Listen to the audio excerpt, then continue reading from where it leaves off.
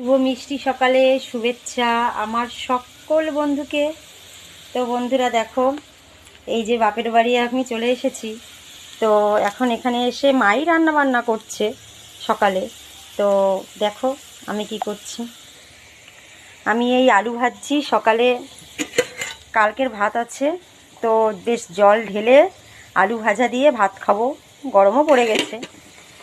আর এদিকে ইঁচড় সিদ্ধ করে রেখেছি, আলু কেটে রেখেছি, আর সব মশলা করে রেখেছি। ইঁচড়ের তরকারিটা আমিই করব।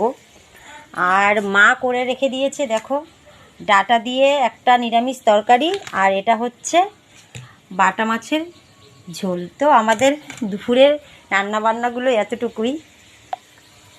তো ভাবলাম রান্নার ভিডিওতে বন্ধুদের সঙ্গে শেয়ার করি না, তাই আজকে যেটুকুনিই করছি বাপের বাড়িতে সেটুকুনি তোমাদের সঙ্গে শেয়ার করলাম। তো ভিডিওটা কেমন লাগলো সবাই কিন্তু অবশ্যই জানিও, আর এইভাবেই তোমরা ভালোবাসা দিও, এইভাবেই পাশে থেকো।